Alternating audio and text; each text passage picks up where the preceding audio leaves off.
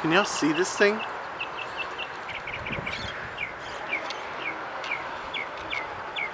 This is in the back of my truck. This is what I'm talking about. These things are like all over the place. Look at how disgusting this looks.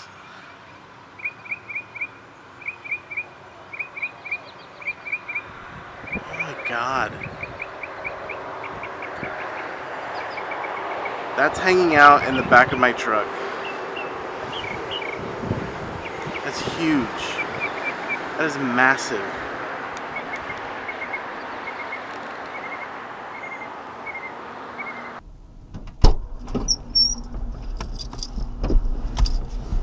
Hey guys, morning.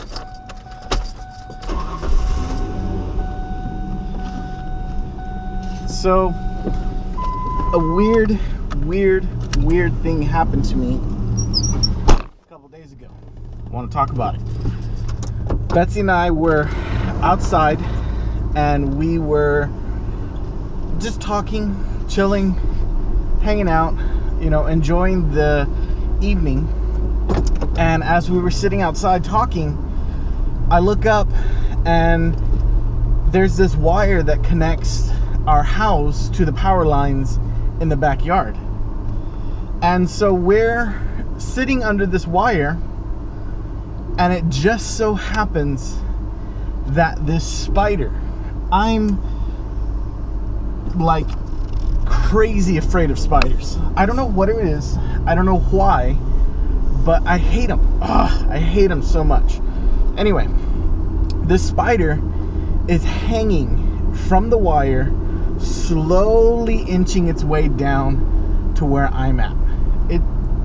I don't understand how it happened, but I just so happened to be sitting right under that spider.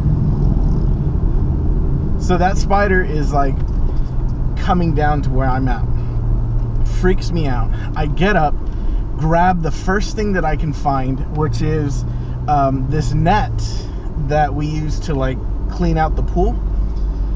Well, I grab that net and I just swat it as hard as I can. Spider's gone. Forget trying to protect it or whatever. I know there's a lot of people that say, no, don't kill spiders, they're good for the environment. Yeah, okay, fine, they're good for the environment, but if it's coming straight at me, you better be sure I'm gonna hit it. So I swat it. I just swat it right out of the air, and I can't find it. So I don't know if it's dead. I don't know if it's gone. I don't know if it's still on the net. I can't find it whatsoever. And so immediately I say, nope, I'm out. And so we grab our stuff and I go back inside. It was the craziest thing.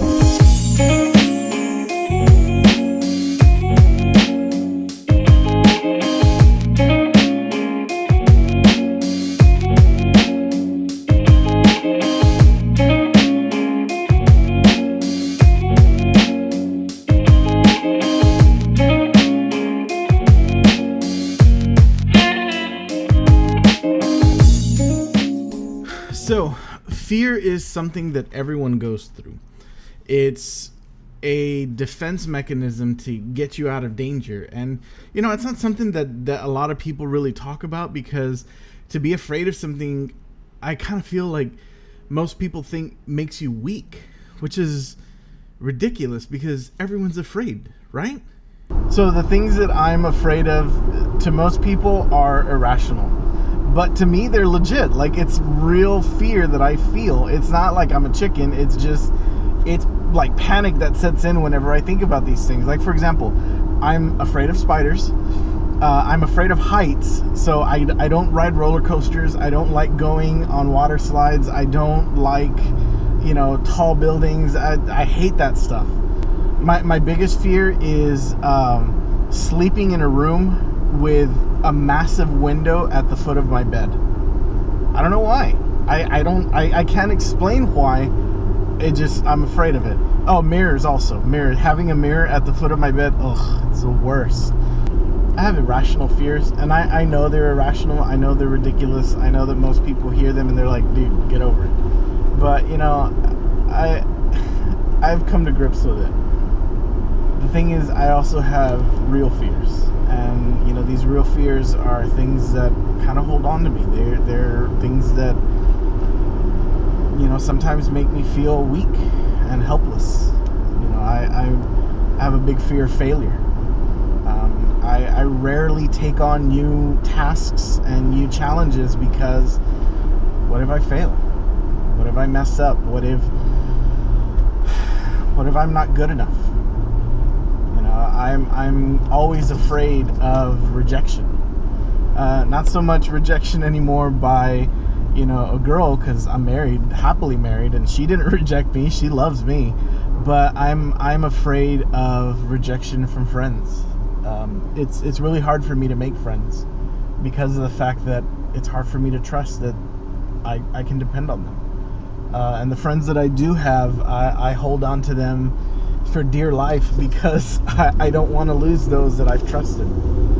There's irrational fears and there's real fears that we go through every single day, and it's normal.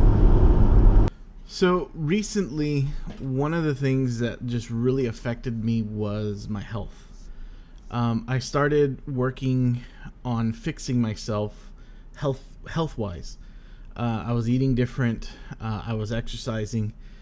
And even though I was doing all of that, the idea in my head of, for so long I've messed up, my body is just going to break on me. And I felt like, even though I was working out, even though I was starting to eat different, I was eating better, I had already lost 100 pounds. My thought process was like, well, you've already failed. Like, it doesn't matter what you do now, you've already failed. And that's, again, that's one of my biggest fears is failure. And so for the idea in my head of, well, I've already failed, it doesn't matter what I'm doing now, it doesn't matter how much I've lost, my heart's still going to fail. I'm still going to end up dying. Those are all things. Now, again, I'm not afraid of dying, but I was afraid of the process of dying. Dealing with a heart attack, dealing with the loss of my family, like never being with my family again, my wife being all alone, my parents having to bury me. Those are all thoughts in my head that were crippling me with fear and anxiety. And it hurt, it hurt my heart to think, why am I going through that? Why am I feeling this way? And I started realizing that, as Christians, a lot of us believe and feel that because we're saved, because we follow Christ, we shouldn't be afraid, or we shouldn't be feeling, I shouldn't say we shouldn't be afraid, but we shouldn't be feeling fear.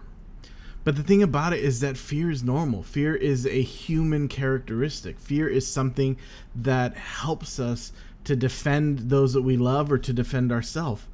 But the problem with fear is that most often we tend to hold on to fear. We grip onto fear and we hold on tight because that's all we know. But I want to share with you something that the Lord showed me and He revealed to me in my time of weakness. He showed me that He doesn't give us fear. 2 Timothy 1 verse 7 says that the Spirit of God never gives us fear, but instead He gives us love, power, and a sound mind. He gives us the ability to overcome fear with three things: love, power, and a sound mind. He gives us the wisdom and the knowledge to say, yeah, even though I'm afraid, I'm able to overcome. Psalms chapter 55 verse 22 says that all our fears, all our worries, all our anxieties, give them up to the Lord because He wants to defend those that are good. See, there's verses after verses after verses after verses that share with us it's okay to be afraid, but it's not okay to hold on. And then He showed me one verse that I want to share with you today. Now, this verse hit me so hard because it showed me that even someone as powerful and awesome as Paul was afraid. He had weakness. And it was through that weakness God showed me it's okay to be afraid, but it's not okay to hold on. Check this out. 2 Corinthians chapter 12 verse 9 through 10 says this: "But the Lord said, my grace is all you need. Only when you are weak can everything be done completely by my power. So I will gladly boast about my weakness. Then Christ's power can stay in me. See, Paul knew that he was weak. And Paul never, ever proclaimed and declared, I'm doing this on my own strength. And sometimes in my life, I feel like I'm trying to do everything on my strength. I'm trying to succeed. I'm trying to stay healthy. I'm trying to have a good life based on what I can do. But that's not how it works. Everything we do, our fear and anxiety, all are powered by our strength. But our love, our self-control, and our power and strength should come from God. Verse 10, check this out. Yes, I am glad to have weakness, if they are for Christ. I am glad to be insulted and to have hard times. I am glad when I'm persecuted and I have problems, because it is when I am weak that I am strong. Paul understood that it is through his weakness that God's power can truly shine. Because when we think that we're in control, everything we do is based on our strength. But when we recognize that we aren't in control of our life, and when we fully submit and give control to God, it is through that weakness that we submit to, and we say, God, you are in control. You know, one of the things that I do when I'm afraid is I journal. And I write in these notebooks, and I write down all the things I'm afraid of. And lately it's been a lot of, what's going on, the pandemic, just praying that God will protect my family, protect my loved ones, protect my friends, protect my church. And at the end of every journal entry that I put, I always write the phrase, I always write the words, God, you are in control. And it's not because of the fact that it's like a mantra or anything. It's my declaration saying, God, I'm relinquishing control. I'm not trying to run the show anymore. I'm going to let you run. And every time I do that, I always feel this sense of peace just overflow me. And I always feel like God is reassuring me and telling me it's going to be okay. It may seem crazy, and you may be scared, and there may be things that trigger your anxiety and your panic attacks, but it's going to be okay. And I got your back.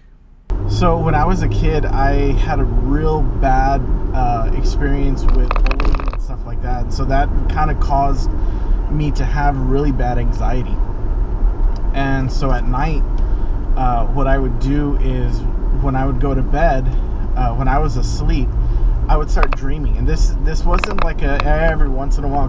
This was almost every single night for 3 years. And so my anxiety would flare up so bad that I would feel the room was closing in on me. I felt like my body was staying the same size, but everything around me was just shrinking. And so I would be lying in bed, sometimes paralyzed, sometimes, just kind of so tense and stiff that my muscles would hurt, and I would just be in panic mode. And so the only way that I would be able to get over it is I would have to go and call my dad. And my dad's asleep. So I would have to go and get him to come to my room and stay with me. And at first, I was always afraid that he was always going to tell me no. But the cool thing is that my dad understood.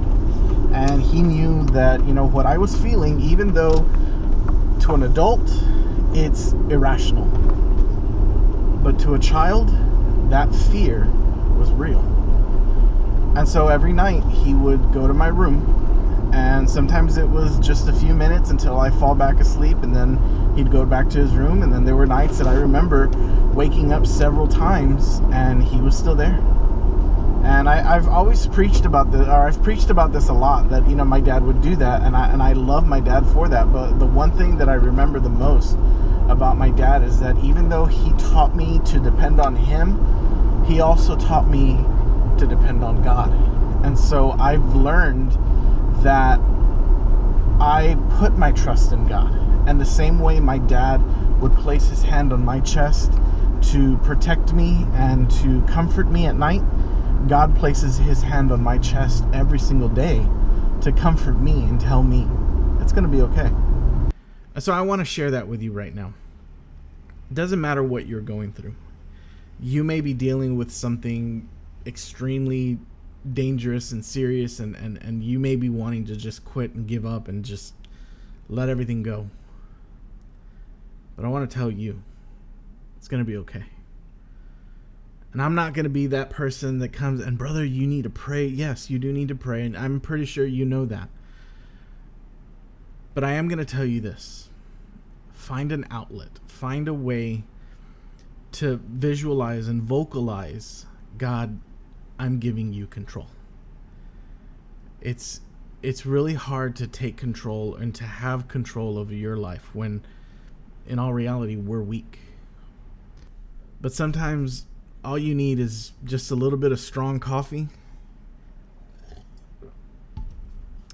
and trust in a stronger God. And you'll see. Everything will be okay. I encourage you, reach out to someone. Let them know how you're feeling. Don't do this alone. Don't deal with this by yourself. If you need to talk, down in the comments, let me know what's going on. You don't have to be extremely personal. That's fine. You don't have to. But let me know, hey, I'm struggling. And let's talk about it. I love you guys. We'll see you next time.